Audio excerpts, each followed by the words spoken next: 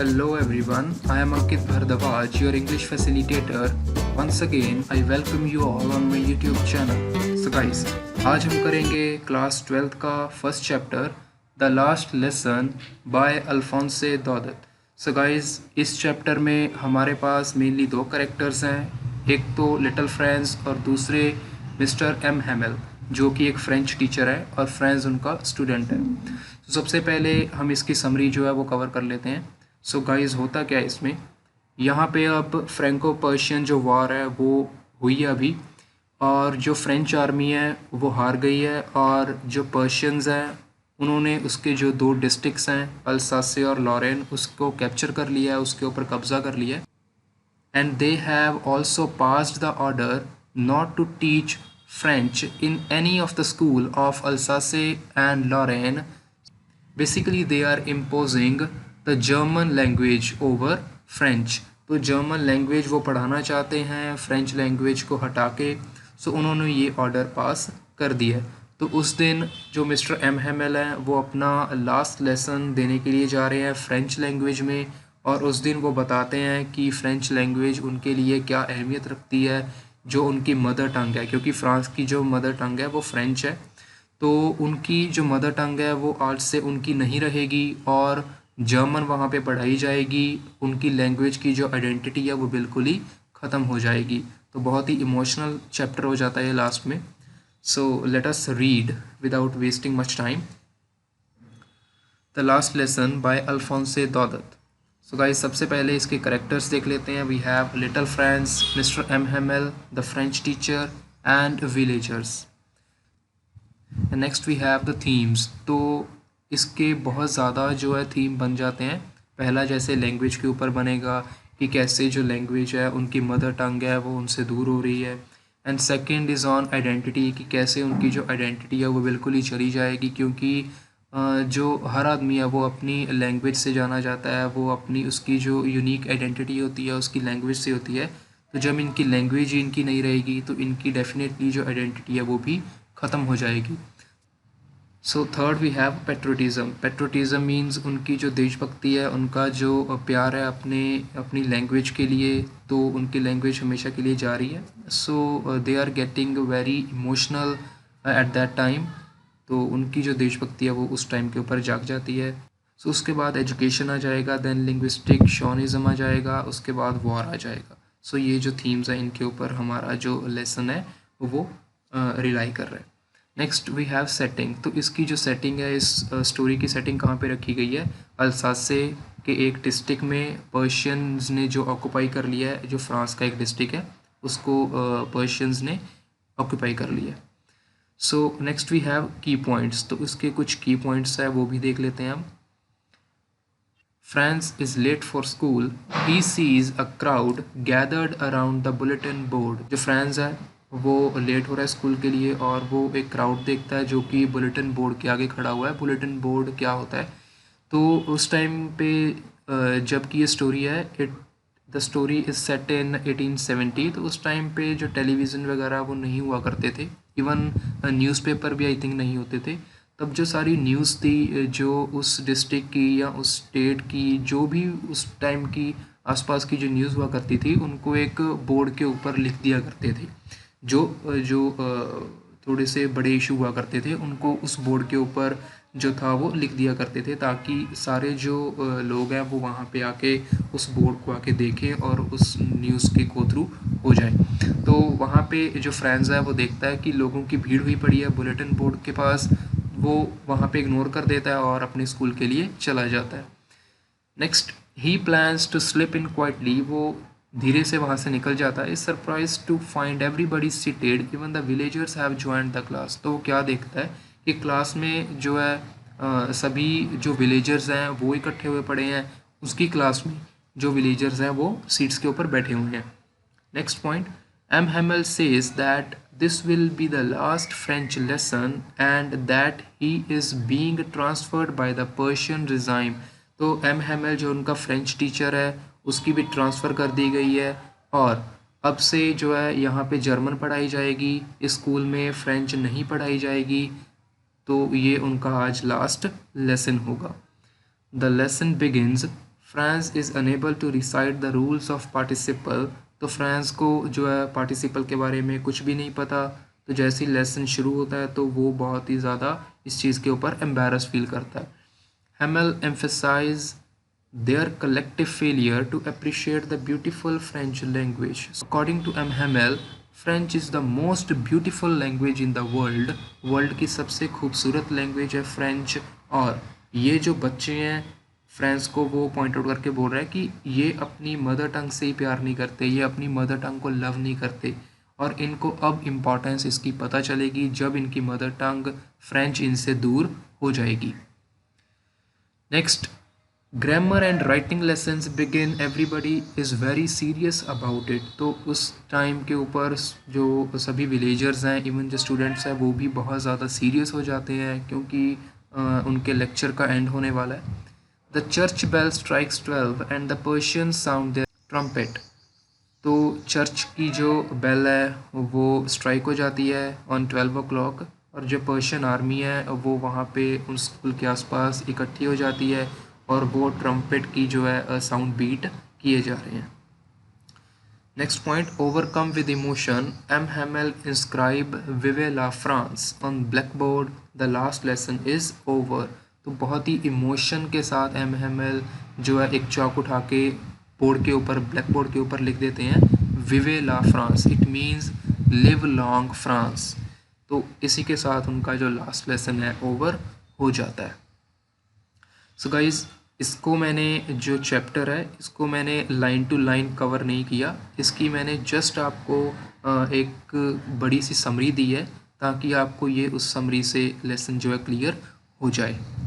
And definitely ये आपको clear हो भी जाएगा because I have mentioned, I have covered all the aspects, all the important aspects of this chapter here. So सबसे पहले इसकी setting देख लेते हैं। So the last lesson, a short story set in the backdrop of Franco-Persian War is narrated from the perspective of a little boy named Franz. तो इसका जो backdrop है इस short story की जो setting है वो Franco-Persian War के ऊपर है। ये स्टोरी डील करेगी with the occupation of Alsace Lorraine in year 1870 when Bismarck's army stormed the area and held it under the Prussian control right until world war one.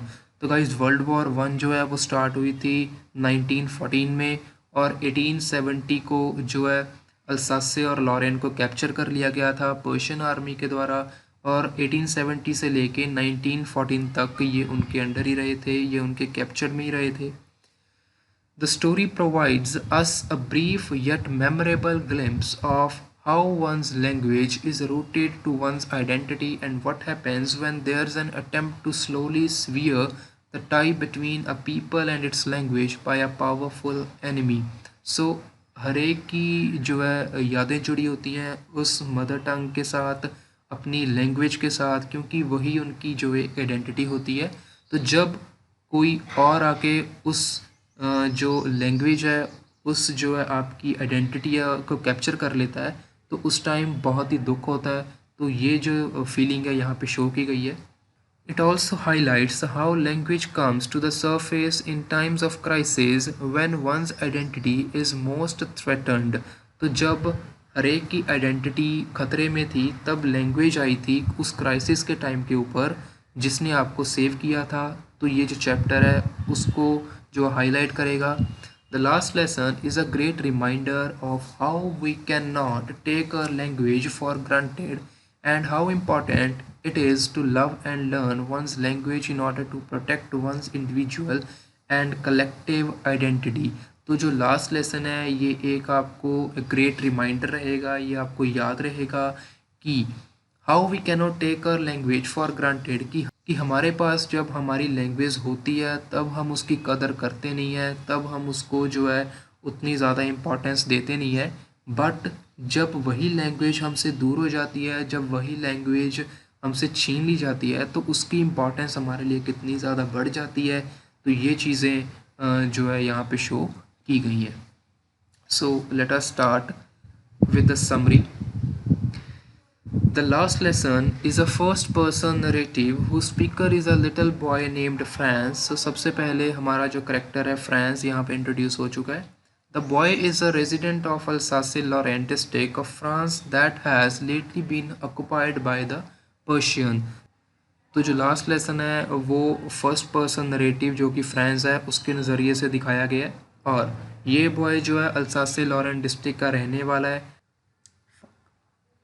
The story begins one fine morning when we find little Franz hurrying off to school. शुरू होती है story जब little France जल्दी जल्दी school के लिए ready हो रहा है.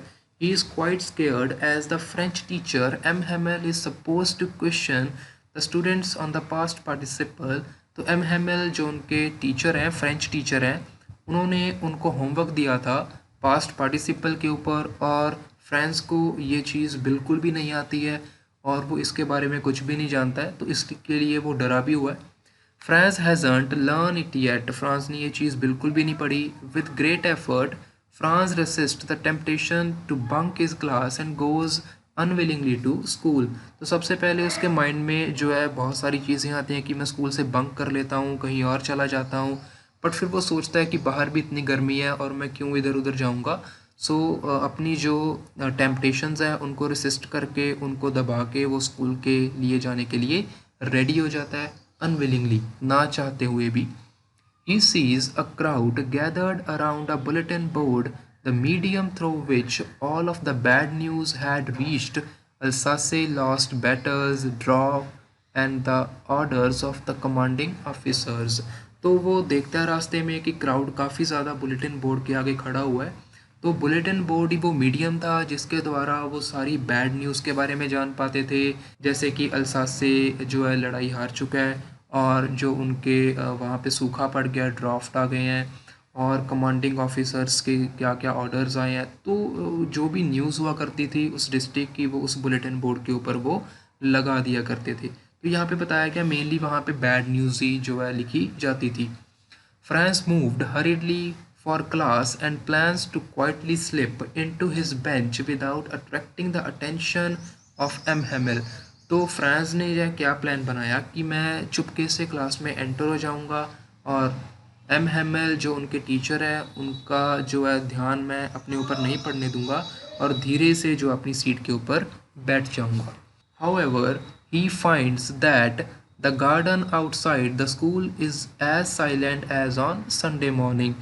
तो उस दिन जो है वहाँ पे बिल्कुल शांति लग रही थी, ऐसे लग रहा था कि जैसे ये एक संडे मॉर्निंग हो, ये छुट्टी का दिन हो, क्योंकि वहाँ पे चारों तरफ जो है बिल्कुल चुप्पी छाई हुई थी.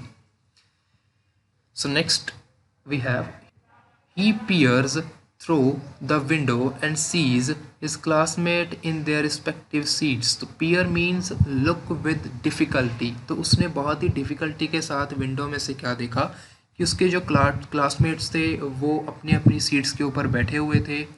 Frightened and ashamed he opens the door and enters the class. डरा हुआ था और बहुत ही एम्बैरसमेंट फील कर रहा था वो, तो फिर भी उसने जो है डोर को ओपन किया और क्लास में वो एंटर कर गया. Surprisingly M Hamel is rather kind towards him and doesn't reproach him for being late.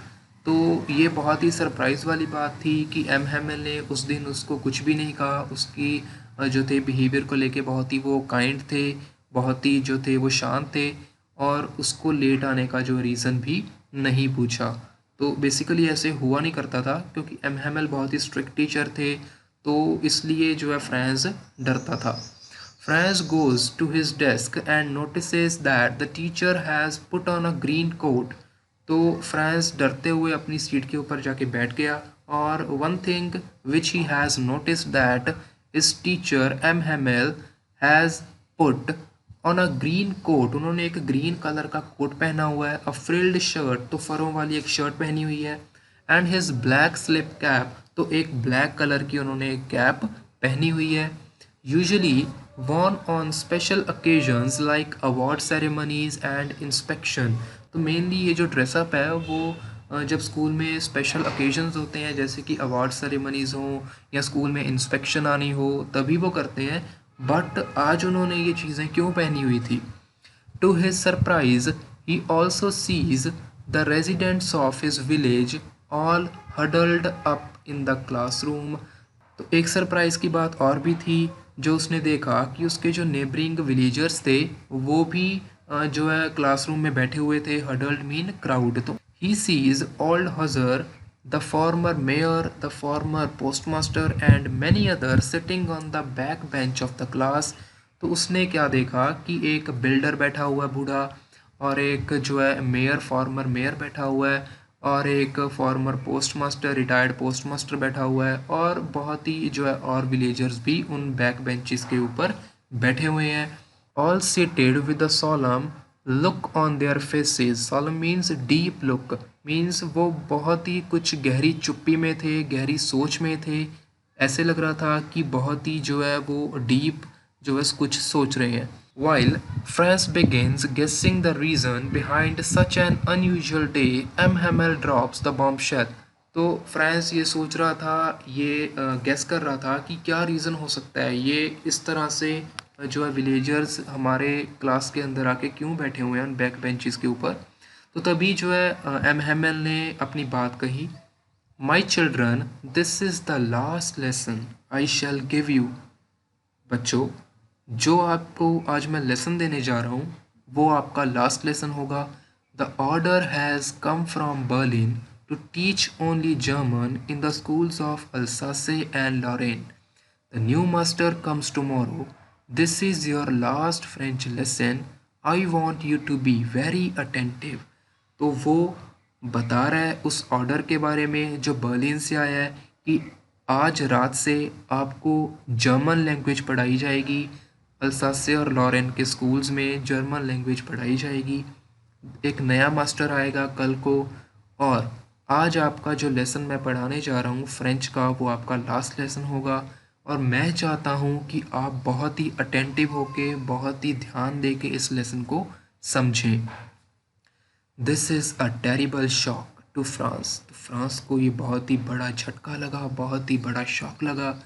It finally dawns on him what the bulletin on the town hall meant. उसके दिमाग में एक बात स्ट्राइक की कि जब वो स्कूल आने के लिए जल्दी कर रहा था, लोग उस बुलेटिन बोर्ड के पास खड़े थे. शायद उस बुलेटिन बोर्ड के ऊपर यही खबर लगी होगी जो मैंने पढ़ी नहीं. He regrets at not having taken his French lessons seriously. अब उसको अपने ऊपर रिग्रेट होने लगा, पछतावा होने लगा कि आज तक उसने फ्रेंच लैंग्वेज को इतना सीरियसली क्यों नहीं लिया. Choosing instead to peek at the bird's nest and go sliding on the Sahara desert. Instead उसने क्या चूज़ किया, वो जाके बर्ड्स के नेस्ट को देखे या सहार डेजर्ट में चला जाए. तो उसने फ्रेंच लेसन को इतना जो है अटेंटिवली नहीं पढ़ा, अपने हार्ट से नहीं पढ़ा, जो कि उनकी मदर टंग है उसने उसको इग्नोर किया. तो उस चीज़ों को लेके वो अपने ऊपर रिग्रेट कर रहा है, पछतावा कर रहा है. ये उसकी फ्रेंच का आज लास्ट लेसन है, और ये बहुत ही शेमफुल बात है उसके लिए कि वो फ्रेंच को लिखना भी नहीं जानता है. He also feel sad for M Hamel. उसको एम हेमल के लिए बहुत ही दुख हो रहा है. A man who had given 40 years of service to the place and who was being told to leave it forever. उस आदमी ने अपनी ज़िंदगी के वो इम्पॉर्टेंट 40 years दिए हैं बच्चों को पढ़ाने के लिए, अपनी सर्विस को देने के लिए, और आज एक ही झटके में उसको बोल दिया गया है कि तुम यहाँ से चले जाओ. वो आदमी क्या सोचता होगा, उसके लिए ये क्या सिचुएशन होगी. He understands the regret of the village folks at not having taken their language seriously either. वो समझ सकता था वहाँ पे बैठा हुआ कि वो जो विलेजर्स हैं वो भी मेरी तरह सोच रहे होंगे, क्योंकि उन्होंने भी फ्रेंच को कभी सीरियसली नहीं लिया, और आज वो अपनी लैंग्वेज से हमेशा के लिए दूर हो रहे हैं. Next, the recitation of lessons begin and M. Hamel calls Little France to recite the rules of participle. Recitation start हो चुकी थी, reading start हो चुकी थी. M. Hamel ने Little France को बोला participles के जो रूल है वो तुम रिसाइट करो, तुम उन रूल्स को बताओ हमें. To his great embarrassment he fumbles बहुत ज़्यादा एम्बेरस हो चुका था लिटिल फ्रांस उस टाइम के ऊपर, इसलिए उसके जो वर्ड्स हैं वो मुंह में फंबल कर रहे थे। एंड इज़ कम्प्लीटली लॉस्ट, वो पूरी तरह से गुम हो चुका था। The teacher doesn't scold France but reveals the sad truth. Instead of scolding little France he revealed the sad truth. उसने बहुत ही बुरा जो सच है वो उनके सामने रखा, फ्रांस को कुछ भी नहीं कहा। क्या बोला एम हेमल ने? Every day we have said to our self, हर दिन हम अपने आप को कुछ ना कुछ कहते हैं, bah I have plenty of time, बहुत टाइम है मेरे पास, I learn it tomorrow, and now you see where we have come out. Oh, that's the great trouble with Elsa says she puts off learning till tomorrow. हम अपने आप से रोज़ कहते हैं कि बहुत टाइम है मेरे पास, कल पढ़ लूँगा, परसों पढ़ लूँगा, फिर कर लूँगा। बट देखो, आज वो टाइम आ चुका है जब आपका लास्ट दिन है और कल से आपको ये लैंग्वेज पढ़ने के लिए नहीं मिलेगी। और उन लोगों ने हमारे ऊपर ये डिसीज़न इम्पोज कर दिया। और ये बहुत ही दुख की बात है कि आप लोगों ने आज तक इस लैंग्वेज को सीरियसली नहीं लिया। Next, Hamel says that in part it is France's parents and himself who are to blame. Hamel आगे बोलता है कि फ्रांस को नहीं यहाँ पे ब्लेम करना चाहिए। ब्लेम किन को करना चाहिए? एक तो मुझे ब्लेम करना चाहिए और एक फ्रांस के पेरेंट्स को ब्लेम करना चाहिए।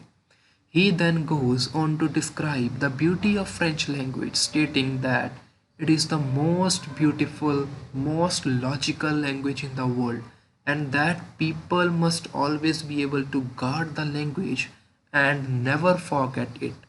What follows next is one of the most memorable lines of the story. तो आगे वो कुछ डिस्क्राइब इस तरह से करता है कि फ्रेंच लैंग्वेज इस दुनिया की, इस वर्ल्ड की बहुत ही खूबसूरत, बहुत ही लॉजिकल लैंग्वेज है और लोगों को इसे गार्ड करना चाहिए, इसे बचाना चाहिए और कभी भी इसको भूलना नहीं चाहिए। तो आगे की लाइन जो उसने बोली वो बहुत ही मेमोरेबल लाइन है, ध्यान से सुनना अभी। Because when a people are enslaved, as long as they hold fast to their language, it is as if they had the key to their prison.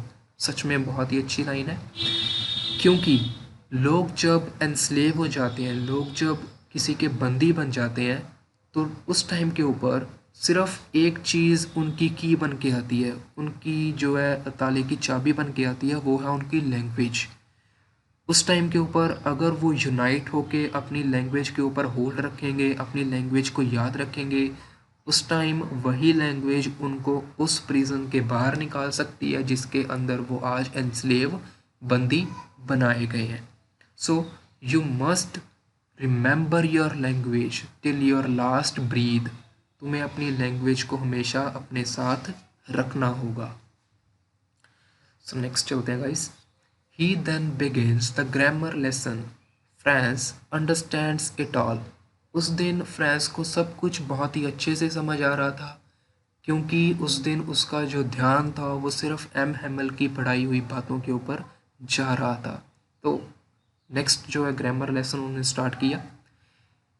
It seems that earlier he hadn't listened so carefully and M. Hamel hadn't taught as patiently as he did in his last lesson.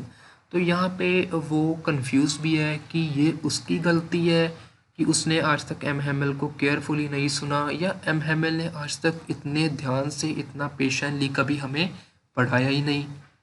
The grammar is followed by the writing lesson. Grammar के बाद writing lesson start हो चुका था। Everybody gets down writing and the lesson is filled with pin drop silence. सभी जो वहाँ पे class पे बैठे हुए थे वो राइटिंग जो थे सेक्शन अपना कर रहे थे और क्लास में एक तरह का पिन ड्रॉप साइलेंस छाया हुआ था, कोई भी किसी की भी आवाज़ नहीं आ रही थी। Once some beetles fly in but nobody pays attention to them, not even the little kids. तो क्लास में छोटे बच्चे भी बैठे हुए थे। कुछ देर बाद वहाँ पे कुछ बीटल्स आई, वहाँ पे कुछ मक्खियाँ आई, उनके भिनभिनाने की आवाज़ आ रही थी, बट किसी ने भी उनकी तरफ ध्यान नहीं दिया, क्योंकि सभी उस टाइम पे अपना जो काम था, अपना जो राइटिंग पोर्शन था वो किए जा रहे थे बहुत ही इंटरेस्टिंग वे के साथ। The queen of the pigeons on the roof makes France wonder whether the Germans will make the birds sing in German as well. तो रूफ पे कुछ पिजन्स बैठे थे, वो कोको कर रहे थे। तो फ्रांस ये चीज़ भी सोच रहा था कि क्या जर्मन्स इनको भी जो है अपनी लैंग्वेज बोलना सिखाएंगे, मीन्स ये भी कल से जर्मन में जो है कोको किया करेंगे। तो फ्रांस के दिमाग के ऊपर इतना ज़्यादा जो था इम्प्रेशन पड़ चुका था जर्मन लैंग्वेज का, वो बहुत ही ज़्यादा डिप्रेस हो चुका था ये चीज़ सुन के कि कल से हमारी लैंग्वेज हमसे हमेशा के लिए दूर चली जाएगी। Next stanza. When Franz looks up, he sees M. Hamel scanning the entire class as if to imprint the scene in his memory. तो M. Hamel बहुत ही ध्यान से पूरी क्लास को स्कैन कर रहे थे, पूरी क्लास को देख रहे थे, बहुत ही साइलेंटली। ऐसे लग रहा था कि वो इस मेमोरी को हमेशा के लिए अपने पास अपने माइंड में कैप्चर कर रहे हो। The writing lesson is followed by the babies chanting their ba, baby, boo, etc.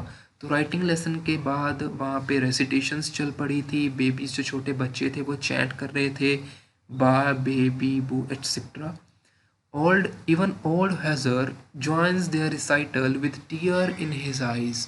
आंखों में आंसू थे उस बूढ़े हॉजर के, और सभी जो विलेजर्स बैठे हुए थे उनके भी। वो उन बेबीज़ के साथ वो लेसन चैंट कर रहे थे, रिसाइट कर रहे थे। Then the clock strikes 12। अब 12 बज चुके थे। एट द सेम टाइम, उसी time, the Prussians sound the trumpet and M Hamel freezes. जैसे ही पर्शियंस ने अपने ट्रम्फेट पीटने स्टार्ट किए, बीट करना स्टार्ट किए, एम हेमल वहीं पे जहाँ पे था फ्रीज हो चुका था, रुक चुका था। He tries to say something but is overwhelmed with emotion. वो कुछ कहना चाहता था बट इमोशंस के साथ इतना वो भर चुका था कि एक भी जो वर्ड था उसके मुंह से निकल नहीं रहा था। माई फ्रेंड्स, उसने इतना ही कहा था। Said he, I but something choked him. किसी ने उसको जैसे गले से ही पकड़ लिया हो, किसी ने उसके गले को रोक लिया हो। He could not go on, वो आगे जा ही नहीं पाया, कुछ बोल ही नहीं पाया। He stops and starts scribbling on the blackboard with large letters. उसने चौक उठाया और ब्लैक बोर्ड के ऊपर लिखा, vive la France, long live France, जीते रहो फ्रांस। इतना लिख के वहाँ पे जो उसने अपना लास्ट लेसन कंप्लीट किया। इसी के साथ जो हमारी स्टोरी है गाइस वो भी ख़त्म हो जाती है। सो मुझे लगता है आपको स्टोरी समझ आ गई होगी, और अगर आपको कुछ डाउट्स हैं तो आप इस स्टोरी को दोबारा से भी सुन सकते हैं। सुनिए, बहुत ही अच्छी, बहुत ही इमोशनल स्टोरी है। तो गाइस, आपके जो भी डाउट्स हैं, आपको लगते हैं, वो आप नीचे कमेंट सेक्शन में भी लिख सकते हैं। और आपको स्टोरी कैसी लगी वो भी आप अपने जो है कमेंट्स नीचे ज़रूर लिखें ताकि मुझे पता चल सके। So don't forget to like, share and subscribe. Must subscribe and share with your friends. With this, goodbye, stay safe, stay fit, see you.